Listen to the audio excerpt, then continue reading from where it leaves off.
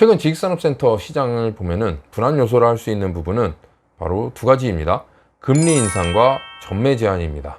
금리 인상에 대한 부분은 올해 초부터 계속해서 나오고 있습니다. 인상을 할 것이다, 할 것이다, 할 것이다. 아직까지 실제적으로 인상되지는 않았지만 분명히 인상은 될 거라고 봅니다. 금리 인상이 된다면 당연히 수익률은 하락되겠죠. 왜냐? 이자 비용이 커지기 때문에. 그리고 전매 제한에 대한 부분은 국회에서 심의 중이긴 합니다. 아마 올 연말쯤 나오면 내년 초쯤 시행되지 않을까 그렇게 생각을 하는데요. 전매 제한 부분이 시행이 된다 하면은 단기 투자에 대한 수요는 이제 막히게 될 겁니다. 나는 분양받고 초피받고 빠지겠다, 정말 단타로 빠지겠다 하시는 분들은 이제 진입을 못하게 될 거고요. 이러한 불안 요소들이 있지만 실제 지식산업센터의 가격에 영향을 미치지는 못할 것으로 생각을 합니다. 가격 내려갈 이유가 없죠. 불안 요소라고 한다면 수익률이 떨어질 수 있다는 거, 내년부터는 분양받는 현장들은 등기 후에 1년 뒤에 매매를 할 수 있다는 거, 돈이 일단 묶여야 되는 거죠. 그리고 내가 생각했던 것만큼 계약금만 들어가는 게 아니라 잔금도 준비해야 되고요. 그리고 취득세, 그리고 등기 비용, 그리고 공실기간 동안 관리비나 이자에 대한 부분까지도 대비를 해놔야 되겠습니다. 하지만 뭐 이런 부분이 있다 그래서 지식산업센터 가격이 낮아질 요인은 전혀 없다라고 봅니다.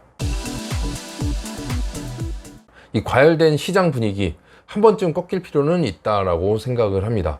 이는 지식산업센터의 실제 입주에서 사용하는 기업한테도 분명히 필요한 부분이 되겠고요. 그리고 투자자분들한테도 필요한 부분이 되겠습니다. 너나 할 것 없이 비싸게 분양받거나 뭐 프리미엄을 주고 사서 투자하시는 분들도 있는데 어쨌든 양쪽 다 피해를 볼 수 있다 생각을 합니다. 입주기업은 비싼 돈을 주고 들어와야 되는 거고요. 그리고 투자자분들은 입주기업이 만약에 가격이 높아져서 안 들어오겠다 할 땐 공실에 대한 부분, 분명히 이거는 투자자가 다 안고 가야 될 부분이기 때문에 양쪽 다 피해를 볼 수 있는 상황이라고 생각을 합니다. 어느 정도는 분위기가 좀 꺾여야 되지 않나 그렇게 생각을 합니다. 분위기가 꺾인다고 해서 앞에서 말씀드린 것처럼 가격이 떨어지진 않을 겁니다. 뭐 분위기가 꺾인다는 게 가격이 떨어질 만한 시그널은 전혀 아닙니다. 그냥 단순히 과열된 시장이 조금 누그러드는 그 정도로 생각하시면 될 것 같습니다. 아파트 보시면 알죠. 뭐 하나 뭐 나왔다 그래서 떨어지네 어쩌네 뭐 할 것 같지만 실제 아파트 가격은 전혀 떨어지지 않았습니다. 만약에 아파트 가격이 떨어지고 뭐 부동산 침체기가 온다, 뭐 과거 뭐 리먼 사태처럼 뭐 금융 위기 뭐 이런 게 온다, 뭐 물론 그때는 영향이 있을 수 있겠는데 뭐 그런 게 아니라 하면은 뭐 금리가 조금 오른다고 해서 아니면 뭐 전매가 안 된다고 해서 가격이 떨어질 이유는 없다라고 생각을 합니다. 하지만 분명한 거는 분양 물량은 계속해서 증가를 하고 있습니다. 왜냐하면 지금 시장 굉장히 좋죠. 뭐 분양만 하면 완판 계속 되니까 시행하는 측, 시공하는 측 다 지금 생각이 지금은 지식산업센터다 라고 보고 있는 거죠. 그러다 보니까 분양 물량이 과거에 비해서 굉장히 많아졌습니다. 분량이 많아진 만큼 뭐 투자자도 많아져서 분양 시장은 굉장히 오르고 있지만 분명 준공 시점 가서는 공실에 대한 부분이 분명 문제가 될 겁니다. 분양 물량이 단기간에 폭발적으로 늘어나면서 문제가 됐던 곳이 이제 하남이랑 동탄이죠. 이제 어느 정도 많이 회복되긴 했으나 그래도 역시 공실에 대한 부분은 여전히 남아 있습니다. 그래서 좀 늦은 감이 있지만 지금 지식산업센터 투자를 하시려는 분들도 남들 쫓아서 내가 많이 늦었구나, 내가 많이 무지했구나 탓하면서 뭐라도 하나 잡아야겠다 생각할 게 아니라 조금 더 신중하게 알아보고 검토하신 뒤에 결정을 하셔야 되겠습니다.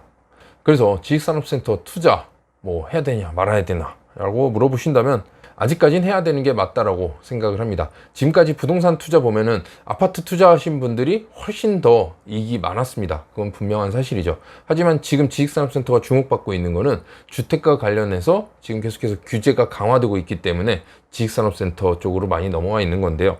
뭐 특별히 아파트 규제가 풀린다거나 다른 쪽으로 흘러갈 뭐 그게 전혀 없기 때문에 아직까지는 지식산업센터에 투자하는 게 정답이지 않나 그렇게 생각을 합니다. 뭐 이 분위기는 뭐 당분간은 계속 갈 걸로 보이고요. 대신 이제 투자하시려는 분들은 분위기에 휩쓸리지 말고 기업이 입주할 만한 곳을 선택을 하셔야 되겠습니다. 여러 번 말씀을 드렸죠. 주변에 기업이 포진해 있는지, 어떤 기업이 포진해 있는지, 그럼 나는 어떤 곳을 선택을 해야 되는지. 줄을 설 때 서더라도 이러한 부분을 검토를 하신 뒤에 줄을 서서 분양을 받으셔야 되겠습니다. 그리고 분양을 받으려는 투자자분들도 늘어났지만 분양 일을 하는 사람들도 많이 늘어났습니다.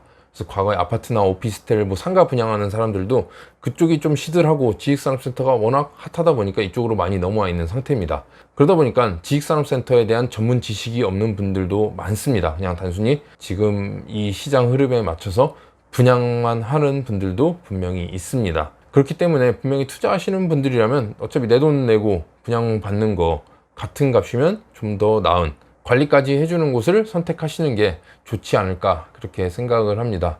관리라고 한다면 뭐 단순히 사업자 등록이나 부가세 환급 이런 게 관리가 아니라 실제 내가 분양받은 호실에 대해서 뭐 나중에 전매든 매매든 임대든 여기까지 어떻게 이끌어 줄 수 있는지 뭐 그 여부를 한번 확인하는 게 중요하다는 거죠. 그래서 분양으로 끝나는 게 아니라 분양에서 관리까지 해줄 수 있는 사람을 찾아서 분양을 받는 것이 좋겠다 생각을 합니다. 그래서 오늘은 이렇게 지식산업센터 분양의 흐름과 제 생각, 앞으로의 전망에 대해서 간략하게 안내를 해드렸습니다.